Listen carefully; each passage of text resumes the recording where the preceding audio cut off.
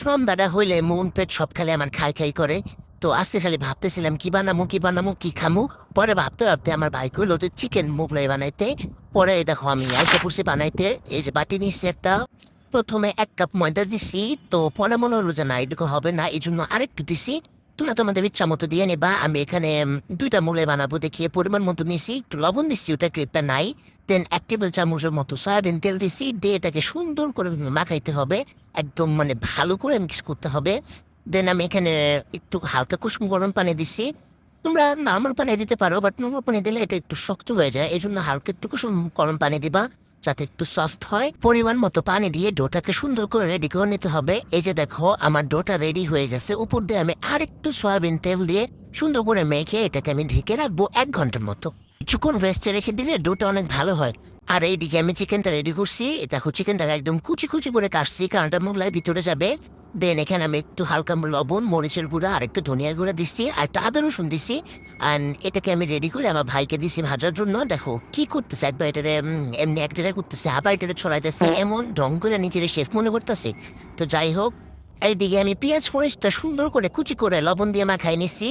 আর সুন্দর করে আমি রুটিটা রেডি করছি। এখানে আমি দিয়ে দিলাম হচ্ছে পেঁয়াজ মরিচ কুচি। দেন দিব হচ্ছে লবণটা তো আমি আগেই দিয়ে রাখছিলাম। দেন আমি চিকেন দিব। পেঁয়াজ মরিচ আর চিকেনটাকে সুন্দর করে মিক্সড করে নিয়েছি। তারপরে আমি ডিমটা এখানেই দিব। এই এই দুধ দিস না, শালা ডিম দেখছো কেমনে দুধ দিয়ে রুটির বাইরে গেছে না। পরে ধরে মরে আয়না সুন্দর করে দিলাম মাঝখানে, মাখায় টাখায় ছড়ায় ছিটায় সুন্দর করে দিয়ে ডিম দানের প্রতি কোনায় কোনায় ডিমের ছোঁয়া যায়। এখন আসছে সবচেয়ে কঠিন পার্ট, মোগলাই ভাজের পার্ট। দেখো কেমনে ভাজটা করি। ভাজ করতে যায় অনেক সময় হয় কি এই ডিমটা একদম বাইরে চলে যায়, বুঝছো।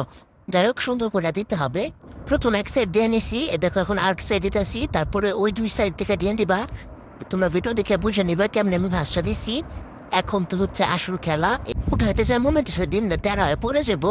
দেখো খুন্তিতে আমি ট্রাই করতেছিলাম যে এটার উপর নেওয়া যায় কিনা, আসা না, ভাবলাম খুন্তি দিয়ে আরো বেশি সমস্যা। পরে আমি হাত দিয়ে এবার উঠাইতে পারছি। পরে দান দেখো কত সুন্দর বাড়াইতে দিচ্ছি। আমি তো খুশির ঠেলায় লাফাইতেছিলাম, ওয়াও ওয়াও ওয়াও। তোমরা দেখো জাস্ট কড়াইয়ের তেলগুলো এটার উপরে দিয়ে দিবা, যাতে উপরে পাটু সুন্দর করে ভাজা ভাজা হয়, এটা আস্তে আস্তে ফুলবে, বুঝছো।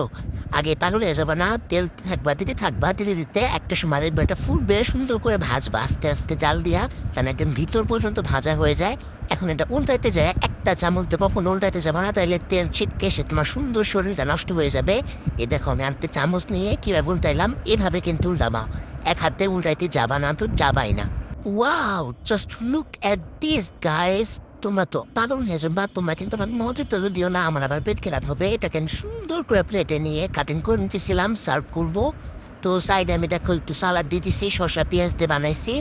আমি বানাইনি, আসলে আমার ভাই বানাইছে। তারপর একটু সাইডে টমেটো সস দিয়ে দিলাম, কারণ আমি এটা সল্ট খেতে বেশি পছন্দ করি। সো টাটা, এখন আমি এটাকে মজা করে খাবো। Thank you for watching my video.